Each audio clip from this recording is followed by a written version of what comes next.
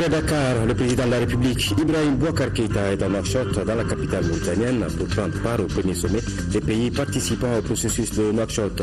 Un sommet qui mettra un accent particulier sur la sécurité dans la zone du Sahel. 1104 étudiants sont hébergés au campus universitaire de Badlabougou. Dans ce campus, le plus peuplé du Mali, le quotidien des étudiants ne se limite pas qu'à des préoccupations de formation, mais à la santé et à la nourriture. Retour au bercail de plus de 1000 réfugiés maliens en provenance de Djibo au Burkina Faso. Ces compatriotes retrouvent Tombouctou, leur région d'origine, après un long séjour forcé en exil. Mesdames, Messieurs, bonsoir, merci de rester sur nos programmes et bienvenue au journal sur l'ORTM. Le président de la République est arrivé cet après-midi à Nouakchott.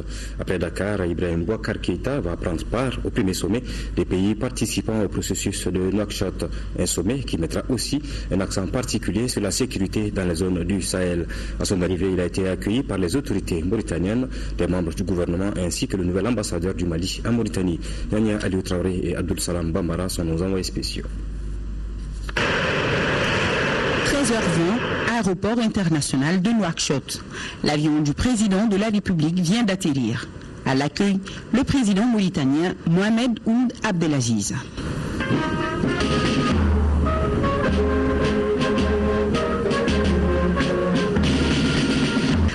La capitale mauritanienne va abriter le premier sommet des pays participants au processus de Nouakchott.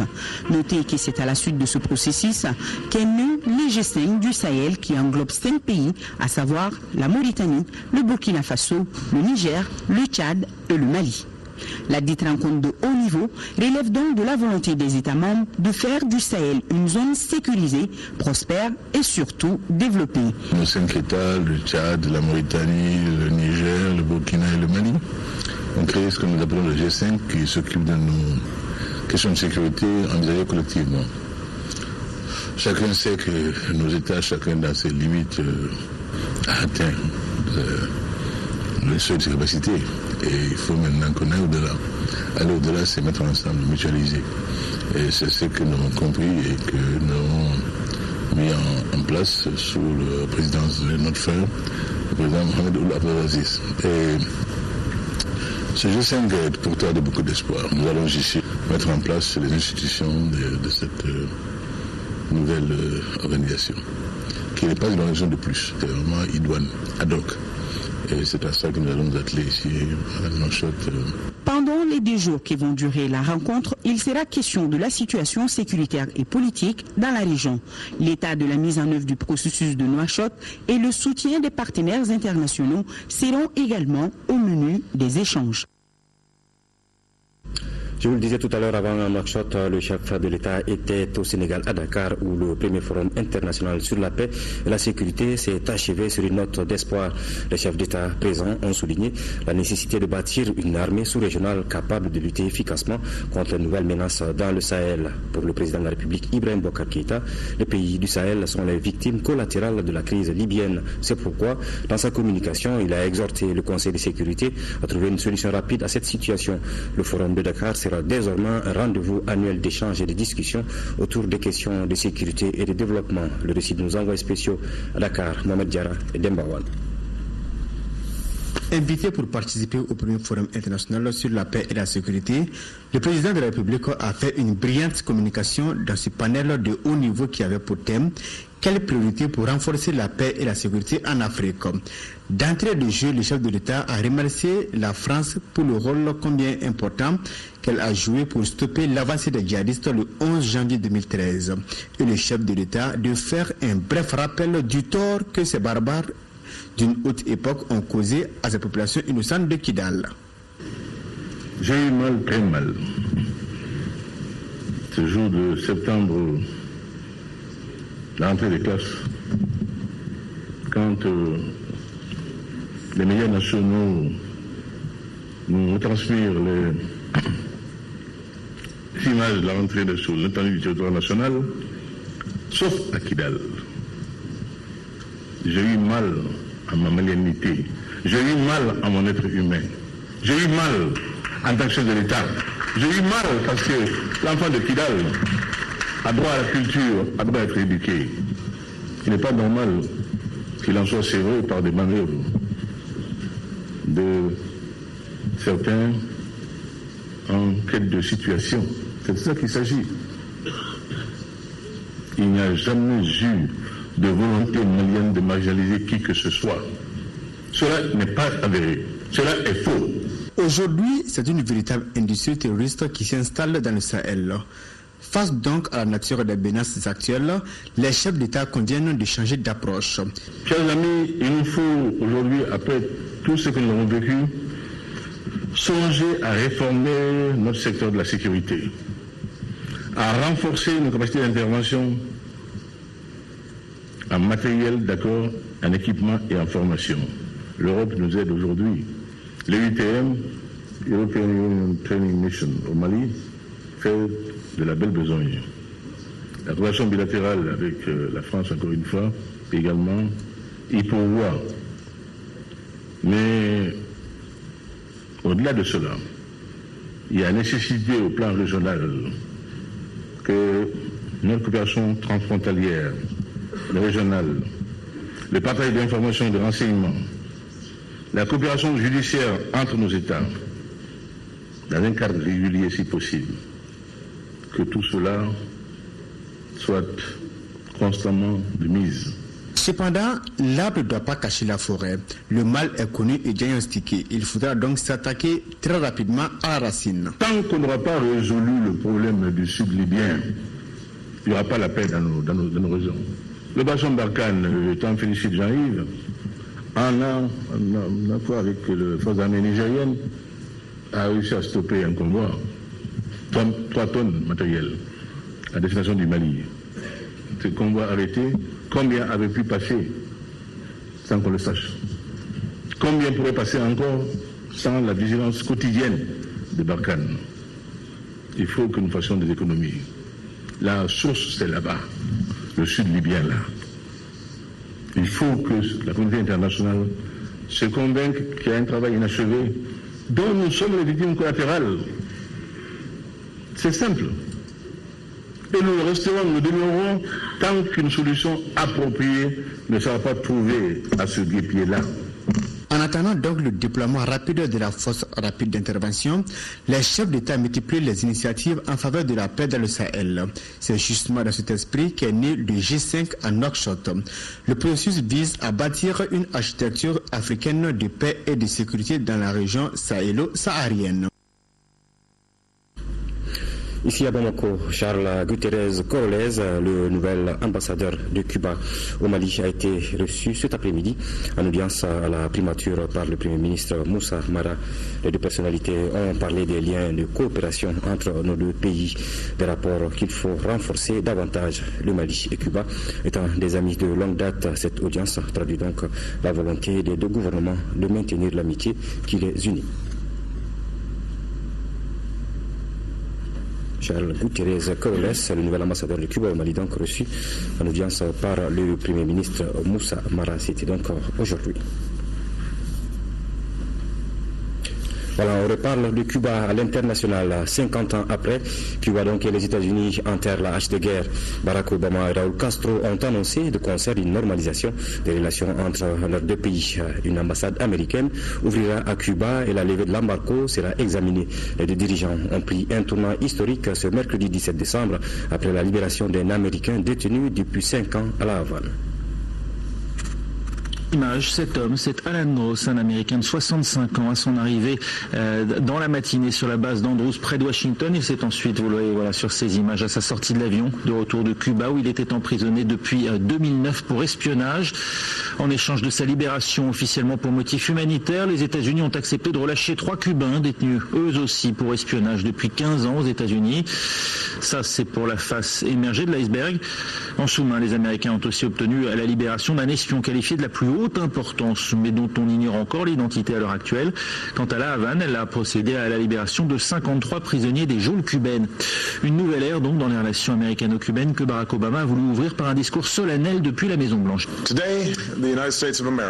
Aujourd'hui, les États-Unis d'Amérique changent leurs relations avec le peuple de Cuba. C'est le changement le plus important de notre politique depuis plus de 50 ans. Nous allons mettre un terme à une approche dépassée qui pendant des décennies est allée à l'encontre de nos intérêts. Au lieu de cela, nous allons commencer à normaliser nos relations. À travers ces changements, nous souhaitons créer davantage d'opportunités pour les Américains et les Cubains et débuter un nouveau chapitre au sein des nations d'Amérique. L'actualité nationale avec le communiqué du Conseil des ministres qui s'est donc réuni aujourd'hui, c'est mercredi 17 décembre, en session ordinaire dans la salle de délibération au palais de Koulouba, compte tenu du communiqué du Conseil des ministres qui nous est livré ici avec Ibrahima Diomele. Bonsoir. Bonsoir Amara Malé Diallo, mesdames et messieurs, bonsoir. Au chapitre des mesures législatives au titre du ministère de l'économie et des finances, sur le rapport du ministre de l'économie et des finances, le Conseil des ministres a adopté un projet de loi portant règlement général du budget d'État 2013. La loi du règlement est la loi par laquelle l'Assemblée nationale contrôle l'exécution du budget. Elle constate les résultats financiers de l'exercice budgétaire et établit, le cas échéant, les différences entre les résultats et les prévisions. Le budget d'État pour l'exercice 2013, adopté par la loi numéro 2012-63 du 26 décembre 2012, était arrêté en recette à 1007,80 milliards de francs CFA et en dépenses à 1057,257 milliards de francs CFA, soit un déficit prévisionnel de 50,177 milliards de francs CFA. Ce montant a été modifié suivant la loi numéro 2013-10 du 13 mai 2013 comme suit: en recette en francs CFA de 1433,36 milliards, en dépenses en francs CFA de 1464,596 milliards, un déficit corrigé en francs CFA de 31,560 milliards. Suite à d'autres modifications portant sur le budget des entrepôts pour un montant de 0,479 milliards, l'ouverture de crédit à titre d'avance pour un montant de 17,500 milliards et l'inscription de ressources pour 30,156 milliards, le budget d'État a été arrêté en recettes à 1463,671 milliards et en dépenses à 1482,575 milliards, soit un déficit prévisionnel de 18,904 milliards de francs CFA. L'exécution du budget 2013 a donné les résultats suivants. Au niveau des recettes, au titre du budget de l'État, pour une prévision de 1463,671 milliards de francs CFA, les recouvrements de recettes se chiffrent en francs CFA à 1349,563 milliards, soit un taux d'exécution de 97,67%. Les recettes réalisées au titre du budget général se chiffrent en francs CFA à 912,185 milliards pour une prévision de 930,326 milliards de francs CFA, soit un taux de réalisation de 92,20%. Au niveau des dépenses, pour une prévision de 1482,575 milliards de francs CFA du budget d'État, l'exécution a été en francs CFA de 1403,66 milliards, soit un taux d'exécution de 94,64%. Les dépenses de fonctionnement du budget d'État ont été de 1121,418 milliards de francs CFA pour une prévision de 1175,187 milliards de francs CFA, soit un taux d'exécution de 95,42%. Le budget spécial d'investissement dans ses volets financement intérieur, financement extérieur et financement des partenaires techniques et financiers a été réalisé à hauteur de 281,648 milliards de francs CFA pour une prévision de 307,388 milliards de francs CFA, soit un taux d'exécution de 91,63%. Les ajustements nécessaires au titre de la présente loi de règlement se résument seulement à l'annulation des crédits non consommés qui se chiffrent à 79 508 770 051 francs CFA. Les crédits inscrits et non mobilisés devant être annulés correspondent à la différence entre les dotations et les mandats émis. Au total, l'exécution de la loi des finances finances pour 2013 dégage un déficit de 54 milliards 544 812 408 francs CFA. Ce déficit dégagé de l'exécution du budget général a été transféré au compte de découverte permanent du Trésor conformément aux dispositions légales. Au titre du ministère des Affaires étrangères, de l'intégration africaine et de la coopération internationale. Et sur le rapport du ministre des Affaires étrangères, de l'intégration africaine et de la coopération internationale, le Conseil a adopté un projet de loi portant ratification de l'accord de financement Mourabaha, signé à Bamako, le 1er septembre 2014 entre le gouvernement de la République du Mali et la Société islamique de financement du commerce pour l'achat de produits alimentaires et d'aliments bétail dans le cadre du projet de développement de la résilience contre l'insécurité alimentaire au Mali. Le gouvernement de la République du Mali a signé le 1er septembre 2014 un accord de financement Mourabaha avec la Société islamique de financement du commerce d'un montant d'environ 18 millions d'euros, soit 11,790 milliards de francs CFA. Le financement est destiné au projet de développement de la résilience contre l'insécurité alimentaire au Mali.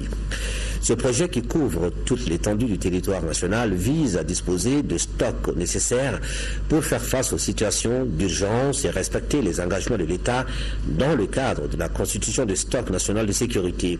Il permet également d'assurer l'approvisionnement des producteurs en semences de qualité et la disponibilité de l'aliment bétail. La ratification de l'accord est une étape nécessaire à son entrée en vigueur. Au titre du ministère du Travail, de la fonction publique et des relations avec les institutions, et sous le rapport du ministre du Travail, de la fonction publique et des relations avec les institutions, le Conseil des ministres a adopté un projet de loi autorisant le gouvernement à prendre certaines mesures par ordonnance. Dans les rapports entre le gouvernement et l'Assemblée nationale, la Constitution prévoit que le gouvernement peut, pour l'exécution de son programme ou dans des domaines déterminés par la loi, demander au Parlement l'autorisation de prendre par ordonnance pendant un délai limité ou entre des sessions des mesures qui sont normalement du domaine de la loi.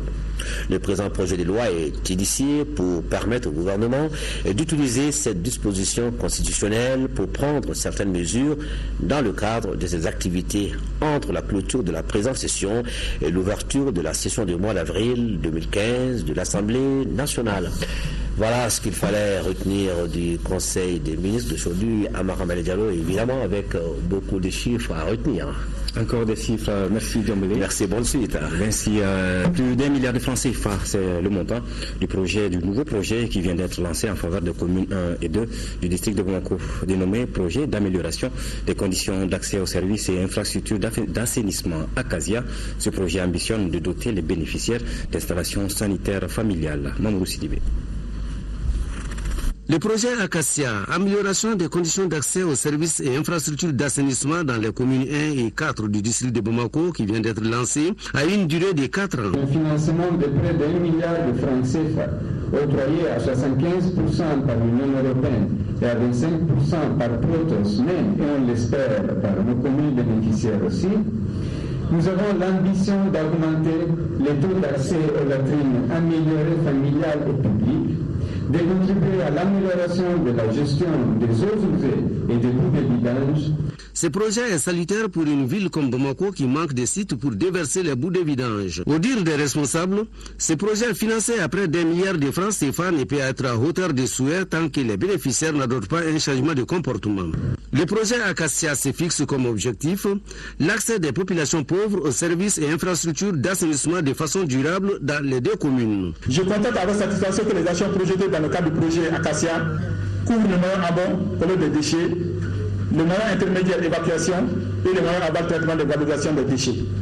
Nous estimons qu'avec la gestion d'un tel projet, le déversement anarchique des boues de vidange dans les champs sera réduit et par conséquent, c'est l'ensemble de la population de Bamako qui sera gagnée. L'ambition du projet est de doter 17 600 habitants d'installations sanitaires familiales et 100 000 usagers des services améliorés de vidange et de traitement de boue. Les acteurs économiques de la région de Ségou doivent s'engager davantage dans l'industrialisation de la région. C'est en substance le message du ministre de l'Industrie et de la promotion des investissements qui vient de boucler une tournée dans la région. Au cours de cette tournée, Moustapha Ben Barka a visité les unités industrielles et animé plusieurs rencontres. Reportage de Kandisila. Le Centre de recherche et de formation pour l'industrie textile, Serfitex, est un outil dont la mission est la formation initiale et continue en matière de coton textile. La visite guidée aura permis au ministre Moustapha Ben Barka et à sa délégation de voir le dispositif d'équipement de pointe dont dispose le centre en matière de traitement et de classement du coton. Actuellement, 360 étudiants suivent des cours. Avec plus de 1500 travailleurs, la Comatex SA, deuxième unité visitée, reste confrontée à d'énormes difficultés. On a visité les usines, il y en a qui sont en difficulté, d'autres sont en train de réaliser de nouveaux projets. On a écouté les uns et les autres, les dirigeants de ces sociétés-là, les employés qui représentent la première force de toute industrie, pour échanger avec eux et prendre en compte leurs préoccupations, comprendre un petit peu, mais également leur dire ce que l'État est en train de faire. La région de Ségou regorge beaucoup de potentialités. C'est pourquoi le ministre a invité les opérateurs économiques à s'orienter davantage vers les industries de production. Le site de l'opérateur privé Ibrahim Doukouré, visité par la délégation, est un exemple, a dit le ministre. Le chantier est une usine de fabrication d'engrais qui a une capacité de production de 100 tonnes heure. Ségou ne peut pas rester dans cette situation-là. Ségou doit et sera un pôle de développement économique du Mali. Et c'est ce que nous sommes venus échanger avec les Ségouviens, échanger avec les opérateurs économiques, les engager eux-mêmes à être les premiers investisseurs dans leur zone. Le ministre a mis son séjour ségouvien à profit pour visiter ses services déconcentrés et quelques personnalités de la région. Un convoi de près de 1000 réfugiés maliens retourne dans la région de Tombouctou en provenance de Djibo, Burkina Faso. Une équipe de reportage de l'ORTM Tombouctou est allée les rencontrer à Barizé, dans la commune de Alafia, dans le cercle de Tombouctou. Reportage de Yéa Tandina. L'un des plus grands camps de réfugiés de la crise malienne, Djibo, au Burkina Faso, se vide de ses habitants. En tout cas, en ce qui concerne les ressortissants de la 6e région, retournent avec hardiesse. Ce convoi de 16 familles est la suite d'une série entamée depuis 3 mois. Hommes, femmes, enfants et jeunes se disent qu'il n'y a pas mieux que chez soi. On a venu à Tombouctou parce qu'on a dit, on a regardé la paix, c'est ça qu'on a venu chez nous. Malgré les nombreux obstacles de la route, ceux-ci ont décidé de revenir sur la terre-mère. Déjà, une équipe du développement social et de l'économie solidaire s'attelle à leur enregistrement afin d'apporter une réponse aux premiers besoins. Si on a appris que chez nous ça va, donc nous sommes revenus dans nos coins, nous sommes des enfants de Tombouctou, nous sommes au nombre de 16 familles. Nous sommes venus dans la souffrance avec les camions que vous voyez. Vraiment, on a fait 5 jours sur la route, vraiment c'était difficile. C'est vrai que depuis un certain moment, nous avons vraiment une vague importante de rapatriés qui sont en train de revenir dans la région de Tombouctou, précisément au niveau du cercle de Gourmalaros et du cercle de Tombouctou. Par rapport à ce que nous avons recensé, que nous avons accueilli, nous avons près de 1000 rapatriés qui sont revenus dans les 2 cercles que je viens de citer, connaissant bien les sites dans lesquels ils sont arrivés.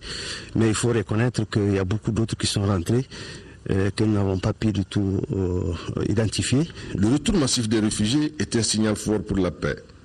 L'impatience de rester longtemps dans ces camps, comme pour dire c'est le ras-le-bol.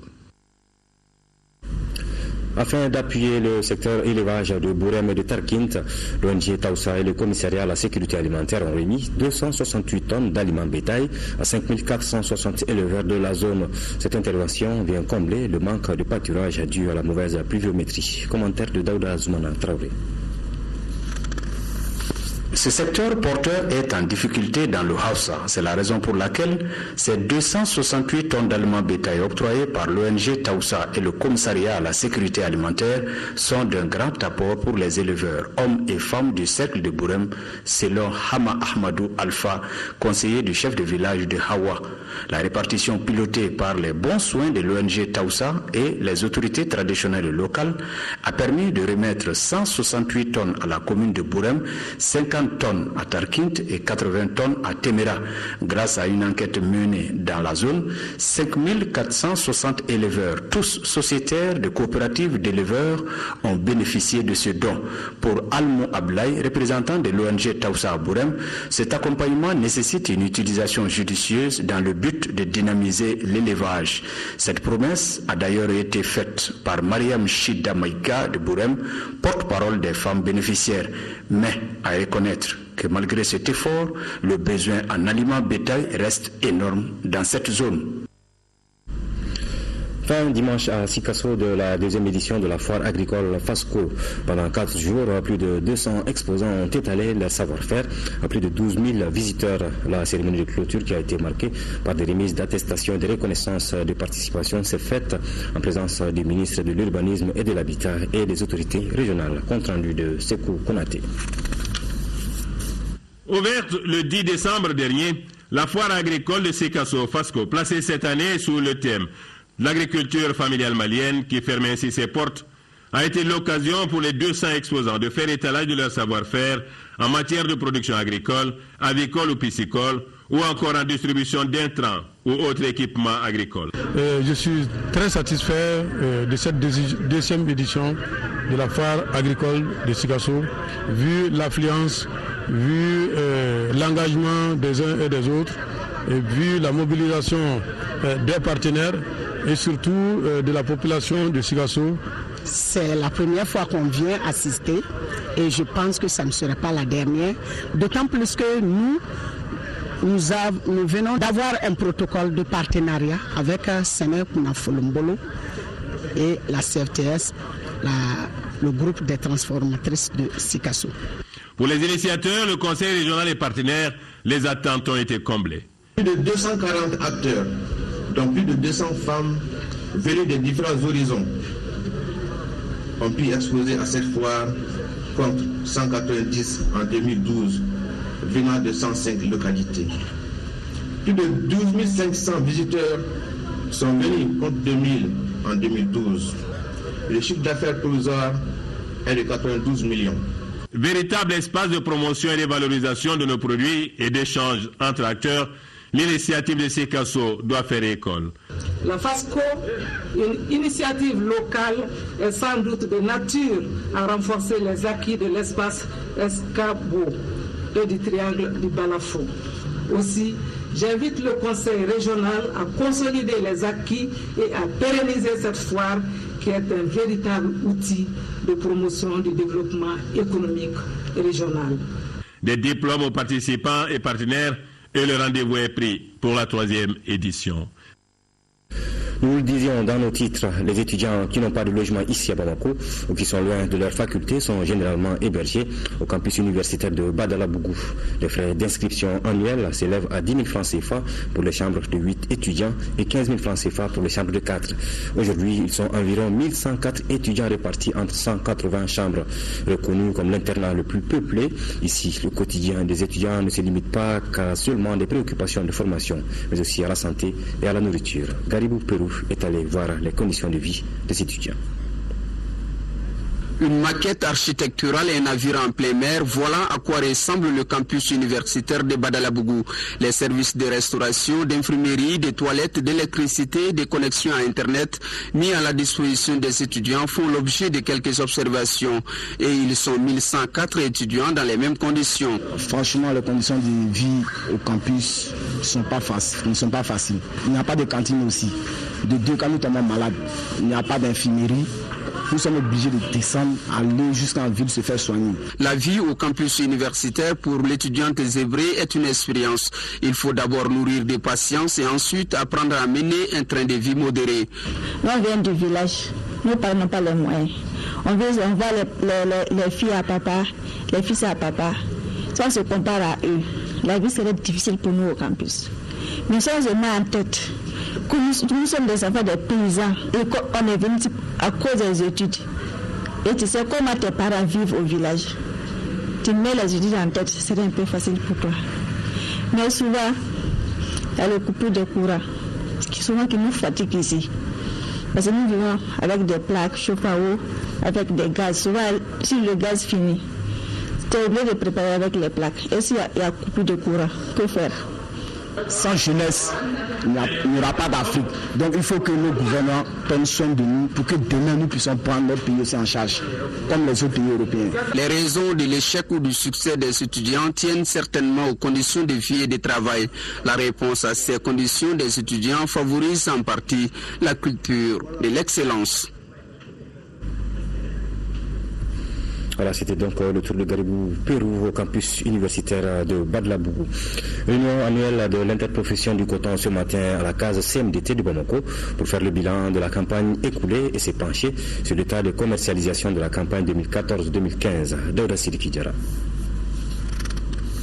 Avec une production de plus de 550 000 tonnes attendue cette année, la nouvelle campagne de la filière coton s'annonce très favorable. Occasion pour les membres de l'interprofession du coton de se retrouver pour faire le bilan de la campagne écoulée et se faire également une idée de l'état d'avancement de la commercialisation de la campagne 2014-2015. En regardant la campagne écoulée, je pense que ça a été une campagne très bien passée. Parce que tous les engagements qu'on avait pris entre nous, l'État, la CMT, tout est honoré à temps. C'est très important. Et cette année, je pense que la campagne a démarré. Bien vrai que cette réunion s'est faite un peu en retard, mais la campagne a déjà démarré parce qu'il y a beaucoup de producteurs qui ont pris leur argent déjà. Avec 550 000 tonnes, c'est des milliards qui vont rentrer dans le pays. Le coton premier choix est cédé aux producteurs au prix de 235 francs CFA le kilogramme, le deuxième choix à 215 francs CFA et le troisième à 190 francs CFA. La fixation du prix, c'est l'IPC même qui gère ça. Et l'État a fait une supervision. Donc chaque fois on regarde le prix du cours mondial. En faisant région, on donne un prix de base. L'interprofession du coton a des soucis par rapport à l'accès à l'aliment bétail. L'interprofession a pour objet, entre autres, d'assurer la traçabilité des produits du coton pour mieux répondre aux exigences du marché. Le président de l'Assemblée nationale apporte à la connaissance des honorables députés qu'une séance plénière de la session ordinaire en cours se tiendra demain jeudi 18 décembre 2014 et jour suivant à partir de 10h dans la salle Modibo Keïta. Le projet d'ordre du jour porte sur les délibérations sur des projets de loi intéressant la vie de la nation, la création des réseaux et les communications. Le président s'est compté sur la présence effective des honorables députés. Mission vendredi dernier du directeur général de l'Office de la Haute-Vallée du Niger, OHVN, dans le secteur de Kangaba, pour échanger avec les encadreurs et les producteurs de coton dans leur zone d'intervention sur les bonnes pratiques en vue de l'amélioration de la qualité du coton graine à la récolte. Commentaire de Fadema Keïta. En se rendant à Mana, dans la commune de Karan, le directeur général de l'Office de la Haute-Vallée du Niger, OHVN, Issa Djiré, s'était fixé deux objectifs majeurs. Informer et sensibiliser tous les producteurs et les agents de terrain sur les dispositions à prendre pour un bon déroulement de la commercialisation et appuyer les responsables des unions et responsables syndicaux dans leur mission de sensibilisation. Les travaux de récolte et de la commercialisation du coton préoccupent les producteurs. C'est pourquoi ceux de Mana se réjouissent de cette mission. En plus des informations sur la meilleure qualité du coton, les échanges entre responsables de l'OHVN et producteurs ont porté sur les prix du coton graine aux producteurs qui sont respectivement de 235, 210 et 190 pour le premier, deuxième et troisième choix, la récolte précoce, le crédit agricole et la mise en place des intrants agricoles.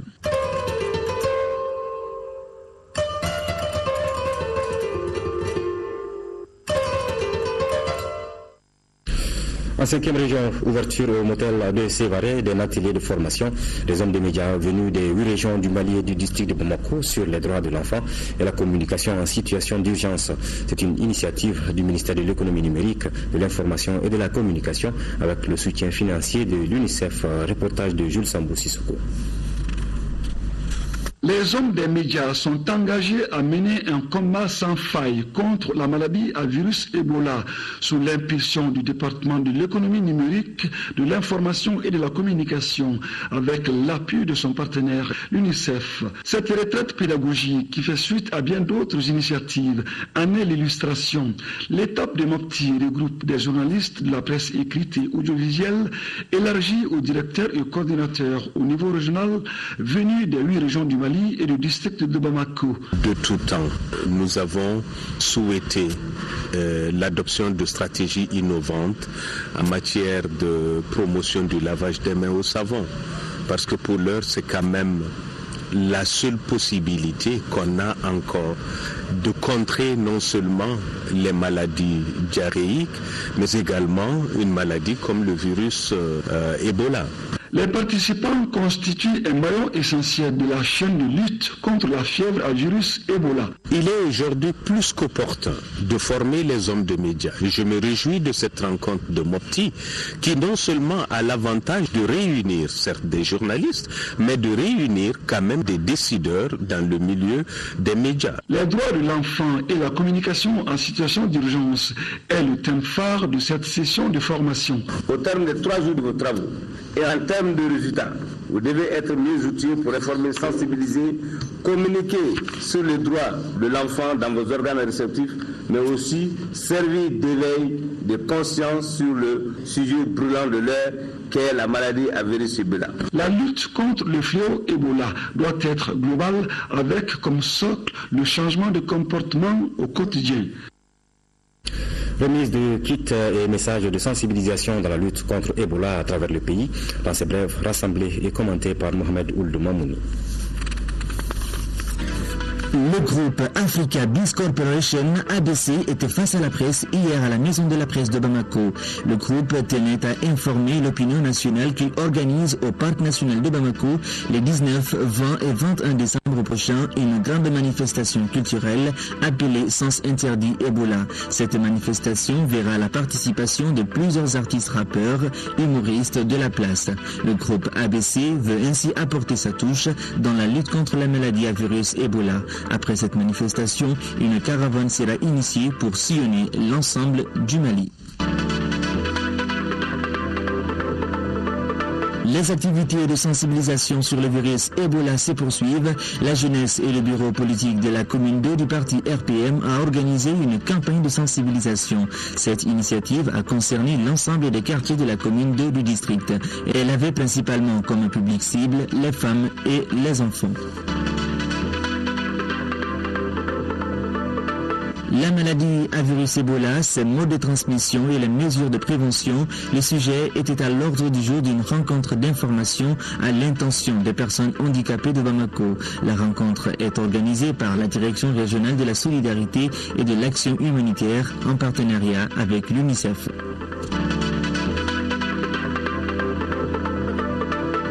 Akai, conférence débat sur la situation morphologique de la personne de petite taille, remise symbolique de kits sanitaires, caravane de sensibilisation sur la fièvre à virus Ebola ont été les temps forts de la journée internationale des personnes de petite taille célébrée à Akai.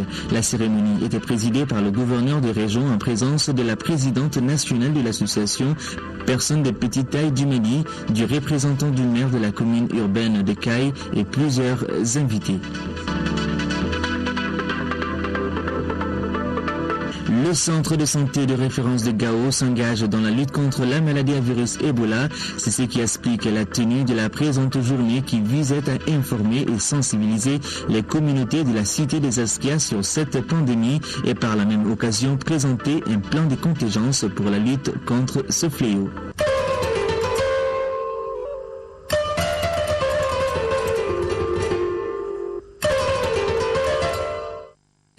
La Commission nationale de préparation et de participation des équipes nationales aux différentes phases finales des compétitions internationales entame officiellement ses activités demain jeudi. Ce sera à la faveur d'une cérémonie présidée par le Premier ministre Moussa Mara au Palais des Sports de l'ACI. Le but visé est de mobiliser des fonds pour de bonnes prestations des 8 sélections engagées dans les phases finales en 2015. Écoutons à cet effet le ministre des Sports Ousseini Amion Guindo au micro de Khalifa Nama Traoré. Nous avons entrepris avec la Fédération malienne de football et la Fédération malienne de basketball de lancer une vaste campagne de mobilisation de ressources pour soutenir nos équipes nationales engagées dans les différentes compétitions internationales. Nous avons au niveau du football aujourd'hui 3 équipes nationales qui sont qualifiées. Donc nous avons mis une commission en place, sachant bien que l'État à lui seul aujourd'hui ne peut pas effectivement satisfaire tous ces besoins. Donc nous avons mis une commission en place pour d'abord que tous les Maliens se mobilisent autour de nos équipes nationales qualifiées, basket et football. Mais également à toutes les bonnes volontés de soutenir les efforts du gouvernement. C'est les couleurs du pays qui sont défendues aujourd'hui à tous ces niveaux. Il est important que nous-mêmes aujourd'hui, Maliens, fassions confiance à nos équipes nationales. Ouverture de la 4e session ordinaire du Conseil de la mairie du district de Bamako. Plusieurs thèmes sont à l'ordre du jour, comme la situation financière du district, la création d'un service de communication, la revue de programmes et des projets. L'ouverture de cette 4e session était présidée par le maire du district de Bamako, compte rendu de Mohamedou Doumbia.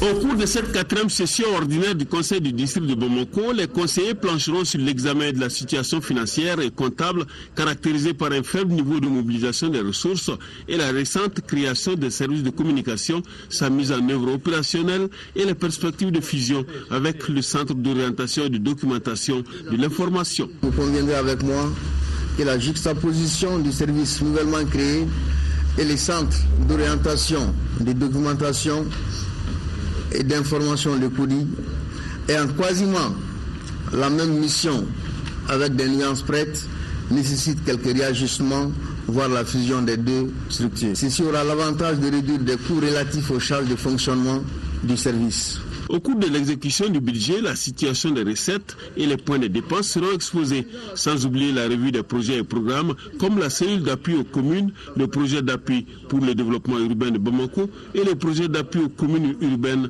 du Mali, financé par la Banque mondiale. À la lumière des exposés présentés par les services techniques, nous serons davantage outillés pour formuler des suggestions fortes, afin d'être beaucoup plus aptes à conjurer ensemble les difficultés de gestion.